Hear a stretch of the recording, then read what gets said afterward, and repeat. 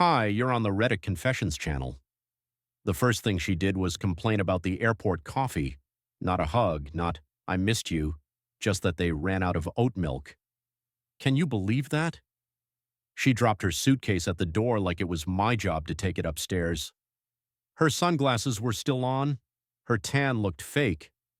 Her smile was real, but not for me. I stood there holding the envelope. She walked past me, kicking off her shoes, already scrolling through her phone like the week she spent with her ex was just some quirky errand. Don't start, she said flatly, not even looking at me like I was a conversation she'd muted.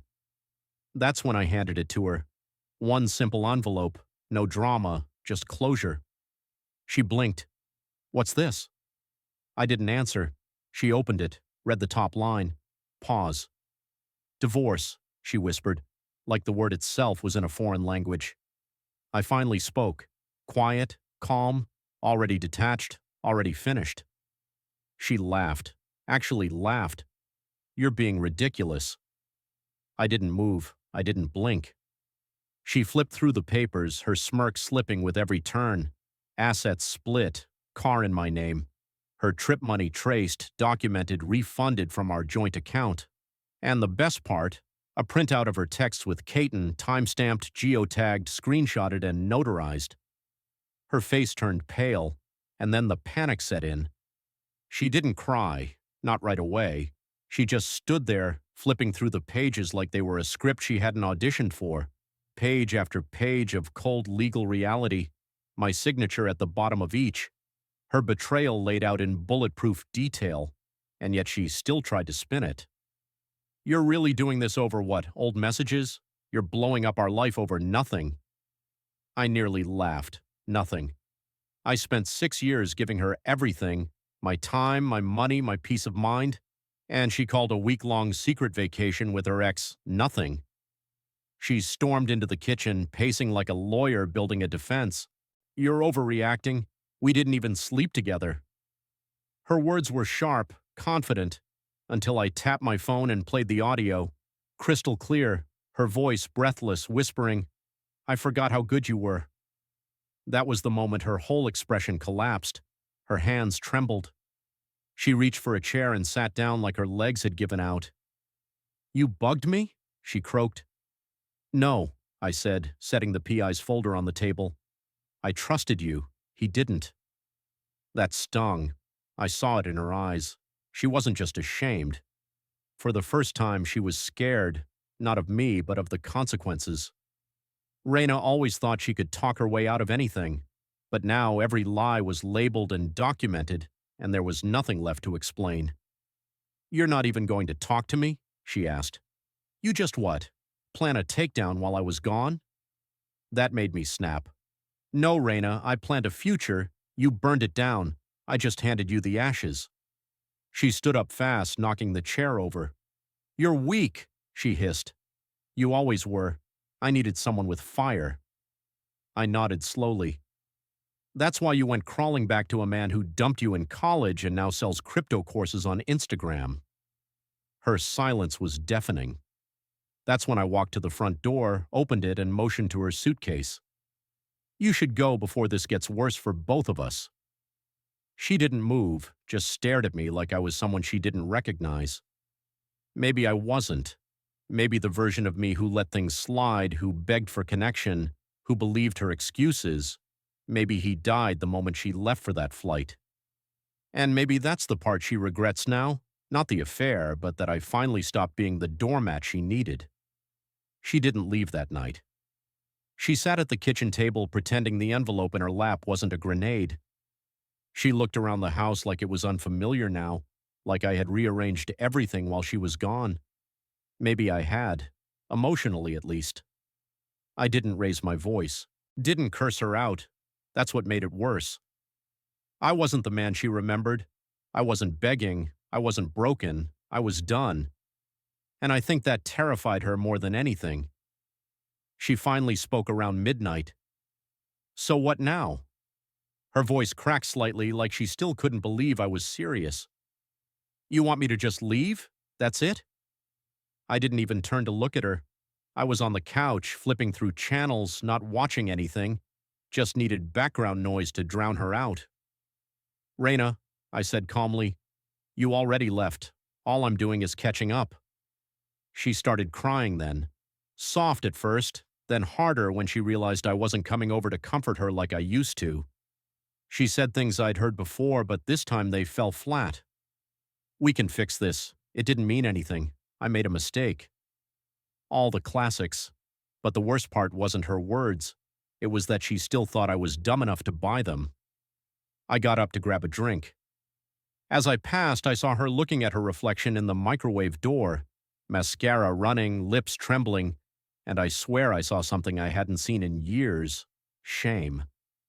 But not the kind that makes people change, the kind that makes them desperate.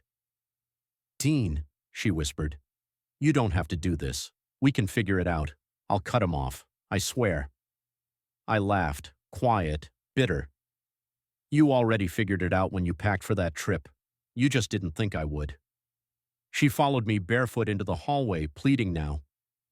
Don't throw this away. Don't throw me away. I turned to her, tired. You threw me away the second you bought that second ticket, Raina. She broke, sat on the stairs, buried her face in her hands, sobbing like the villain at the end of a movie who finally realizes the hero doesn't love her anymore.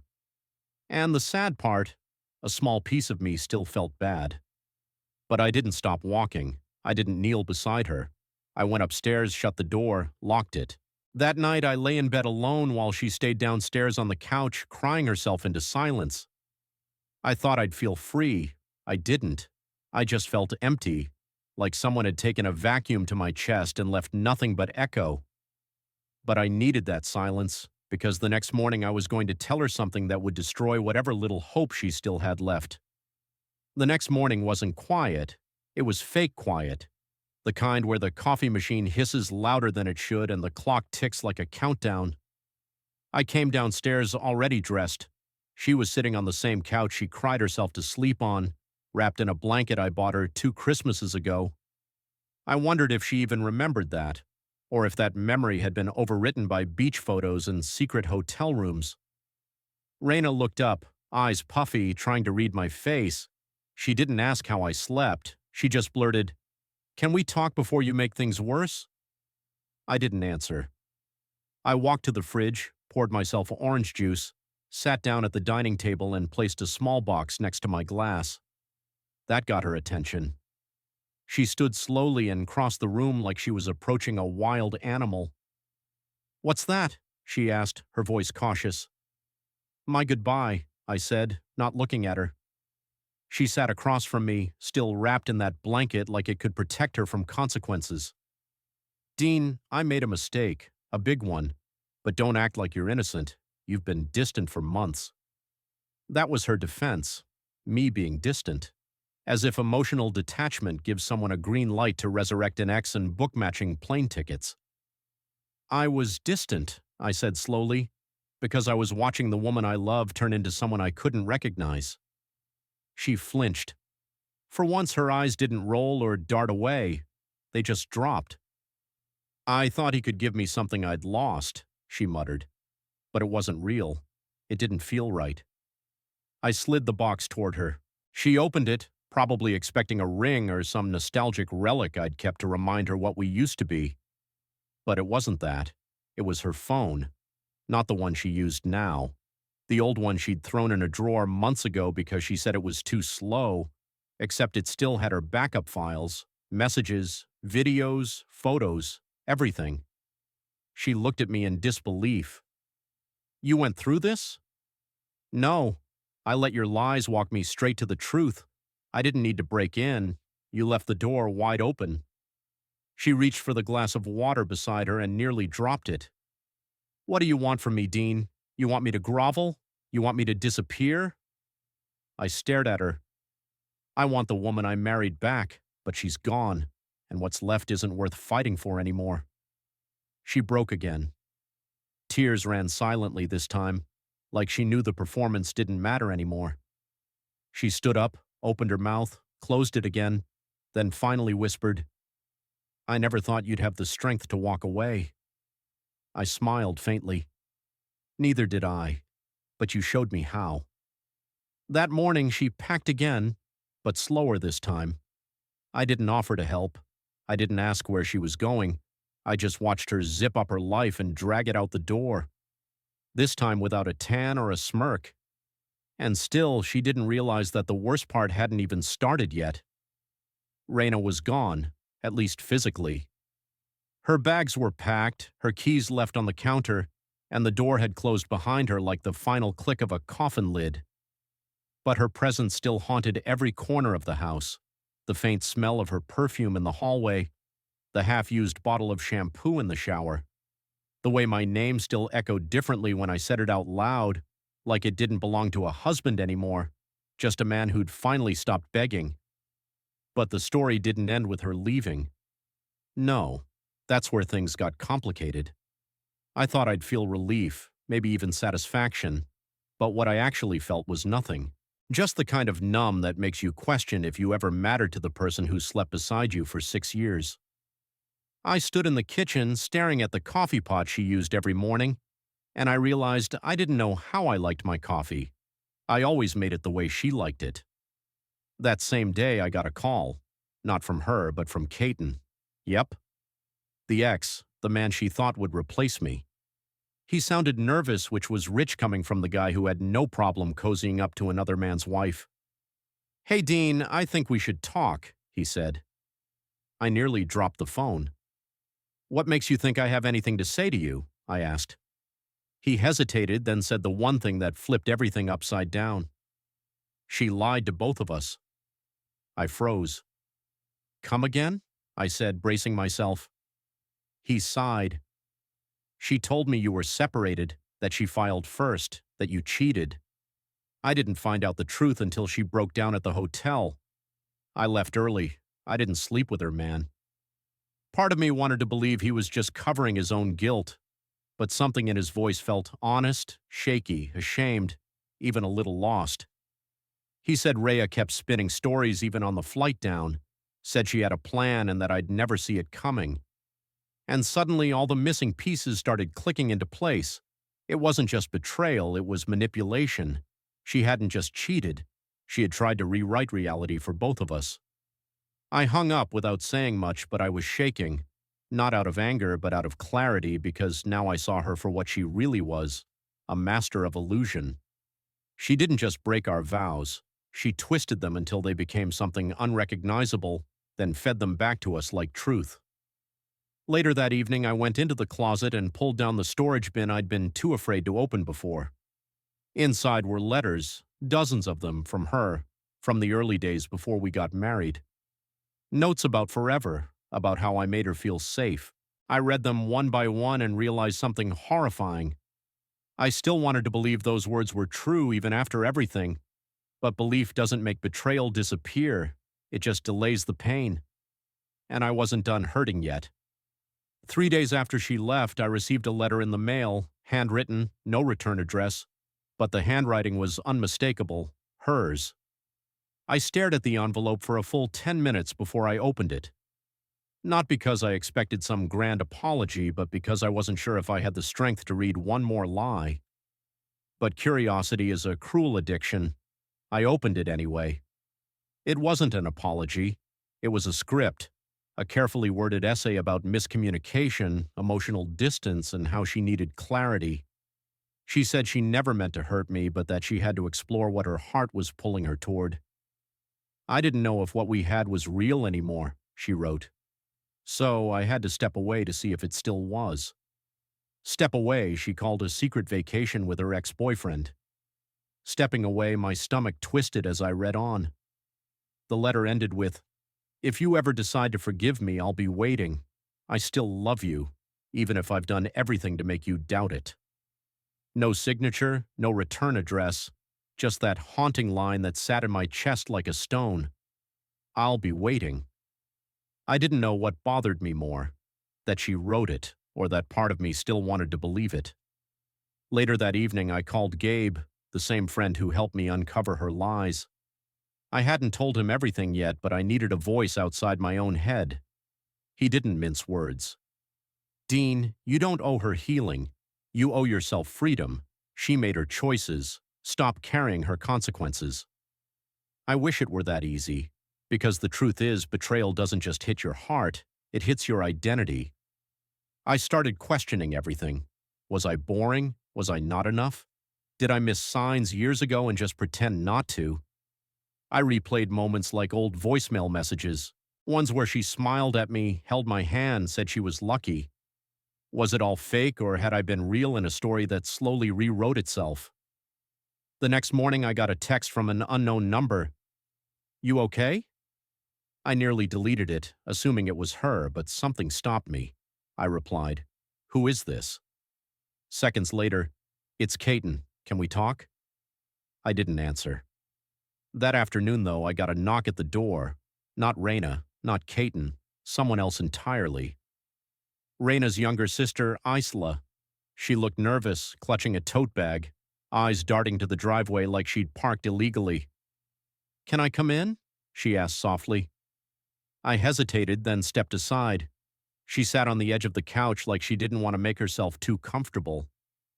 Dean, I know I'm probably the last person you want to see, but I need to tell you something and it can't wait. What she told me next didn't just shift the story, it set it on fire. Isla's hands wouldn't stop fidgeting. She kept twisting the strap of her bag like she was bracing for me to kick her out. I didn't say a word. I just waited.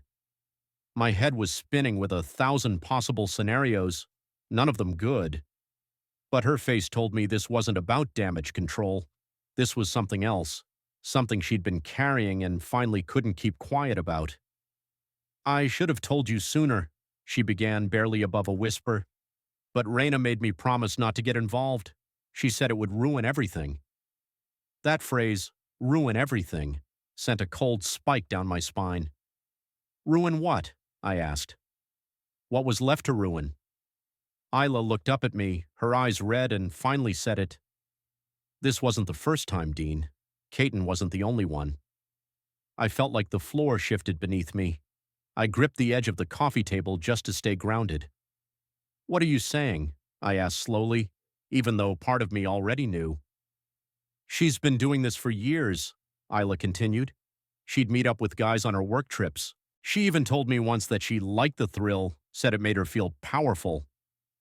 Her voice cracked on that last word like it physically hurt her to repeat it. I wanted to scream, to break something, to wake up from this spiraling nightmare, but I didn't. I just sat there frozen, my chest tight and my breath shallow. She always said you were too good, Isla went on, as if that explained anything. Said you wouldn't leave even if you found out, and that's why I'm here, because you did find out, and you are leaving, and I thought you deserved the whole truth before she spins it into something else. I closed my eyes, trying to absorb it, trying to understand how someone could live a double life right under my nose. All those times she came home tired, all those last-minute trips, all the emotional distance she blamed on me. It had all been part of a lie so deep I had no idea where it ended. She told Caton you abused her, Isla added quietly. She said she stayed with you out of fear, that you were controlling and cold. My heart didn't just break in that moment. It turned to ash. I had spent the last few weeks questioning my worth, my masculinity, my ability to love. And all along, she had been out there turning me into the villain of her story. I stood up suddenly, overwhelmed by the heat in my face. Why are you telling me this now? I snapped, my voice sharper than I intended. Isla looked up at me, eyes full of guilt. Because I watched her destroy you and I stayed quiet because you were good to her, Dean, better than she ever deserved. And because if I were in your place, I'd want someone to finally be honest. I didn't know what to say. I didn't thank her. I didn't yell. I just stood there, my entire body trembling with the weight of what I just learned. My marriage hadn't just been a betrayal. It had been a performance, a script written by someone who wanted to look like the victim while playing the villain all along. And still, there was one more person I needed to hear from. After Isla left, I sat alone for what felt like hours, just staring at the space where my life used to be. It's hard to explain what it feels like to watch your reality unravel piece by piece, not from a single blow, but from years of hidden cuts finally surfacing. But somewhere in that silence, in the wreckage of everything I thought I had, I realized something strange. I felt lighter. Ria didn't reach out again. Not after Isla visited. Not after the documents. Not after the truth. Maybe she knew it was over. Maybe she didn't expect anyone to finally call her bluff. Or maybe for once in her life she understood the damage was beyond repair. A week later I moved out of that house. I didn't sell it out of spite. I left it behind like an old coat that no longer fit. The memories were too heavy to carry. I found a small place closer to my work near a park I used to jog through before everything became about survival. The first night in my new apartment, I slept through the night for the first time in months. No nightmares, no heavy weight on my chest, just silence and peace. A few weeks after that, I started talking to someone. Her name's Delea. I met her through a friend who insisted I needed to laugh again. I didn't expect anything serious. I was still rebuilding, but there was something about Delea. Gentle, honest, real. The kind of person who asked how my day was and actually listened to the answer. We started slow. Coffee turned into long walks. Long walks turned into deeper conversations. And somewhere along the way, I caught myself smiling again. Genuinely. Not because I was trying to hold things together, but because I no longer had to. I'm not saying I'm healed. That kind of betrayal doesn't vanish overnight. But I've learned that closure isn't about getting an apology. It's about giving yourself permission to move forward, even if you never fully understand why it all fell apart. And as painful as it was, Raina leaving was the best thing that ever happened to me, because it forced me to stop clinging to someone who only loved me when it was convenient. Today, I'm no longer the guy who waited by the door. I'm the one who walks through it with his head held high. And for the first time in years, I like the man looking back at me in the mirror. What about you? Have you ever had someone twist reality so well that you began to doubt your own instincts? Or maybe you found strength right when everyone expected you to break? Let us know in the comments. And if this story hit close to home or made you reflect on something personal, don't forget to like and subscribe. More real stories, real confessions, and powerful moments right here on Reddit Confessions.